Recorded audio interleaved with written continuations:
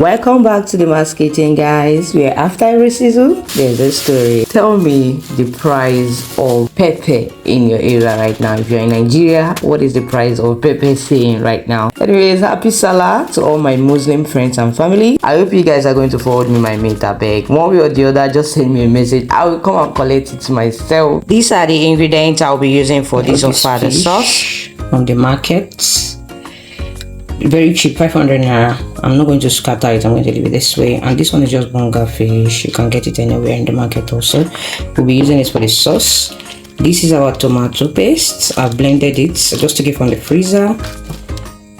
All this I made preparation for yesterday. This is our pomo, which we'll be using as, and then I have the Titus fish just down below. Now, because the price of pepper is quite expensive, we decided to go with this pepper, and we call it dry pepper, or as Yoruba know it as atagigbe. This just remind me of my childhood days when I was staying with my grandma, and you know, this sauce, you grind it on those grinding stone with onions. Lord, trust me, you guys would always want to try this. And I soaked that for some hours. So we're going to be making this sauce like Ofada sauce, the ayamase sauce, which is mainly used to eat Ofada rice. So that is exactly how we are going to be doing this. So I also use pomo, of course, just for some volume, you know. So I'm using pomo, and I'm just seasoning in my pomo. I put in every seasoning that you guys already know I love using.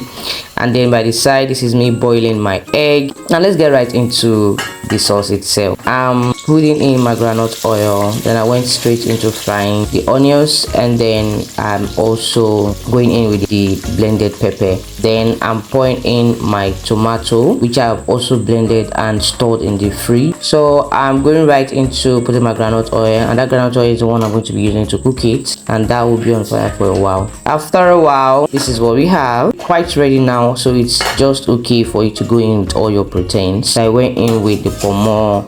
I stirred that up. I guess you can see here the pomo, the stew had already started burning, which is quite okay since we are trying to make it look like ayanmase sauce. So I'm just going to stir that all up, and I'll add in all my ingredients. I use 3 cubes of Maggi for this sauce. I also go in with my salt and every other of my valuable seasonings that I love using so much. That's the ginger and garlic paste. If you have the ginger and garlic powder, that would do also, but I prefer the paste because it has more flavor.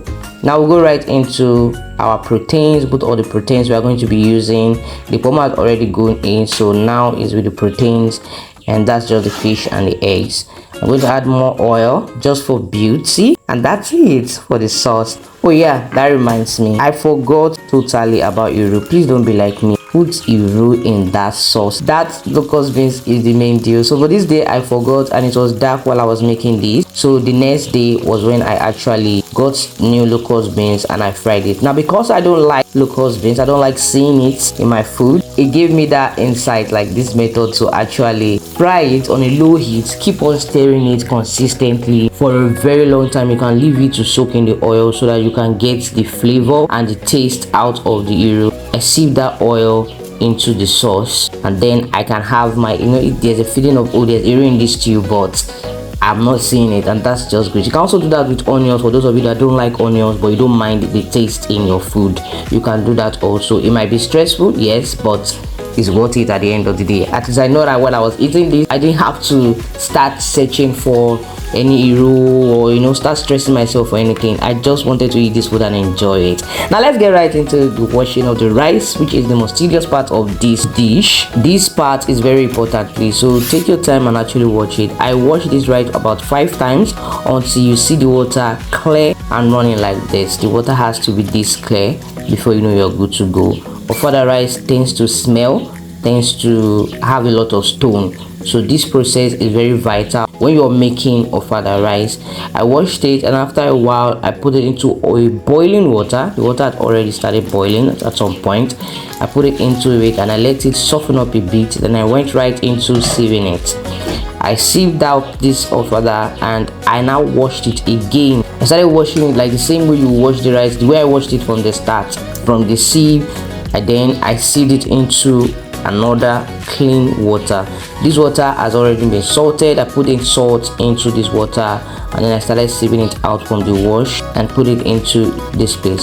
So what I eventually ended up doing was that I added more water and I cooked it like I would cook my normal rice, because I still end up sieving it. Why I did that was because by this time the rice was properly cooked at softened up. So if there was any stone left, those will sink to the bottom of the pot, and then I can now sieve it out and then extract the stone. That is, if there was any leftover stones in the rice. So that was why I added extra water, but I did not show that part in this video. So if you want to do that, that's fine. But if you decide you are tired of washing at this point, this is also okay, because you've done enough washing at the beginning, so that's good to go. So I left this to boil and the rice is ready. Now we're just serving it. Now look at this beautiful, juicy, delicious meal. Would you be trying this out? Let me know in the comment section, and please hit the subscribe button, because we are almost at 100 followers, guys. This is a big milestone at just 1 month of consistent posting, and we're going to be celebrating that with you guys. Please just hit the like button and subscribe to help us get to that 100 subscribers, which we'll be very happy to do. Anyways, I tasted this meat and it was chef keys.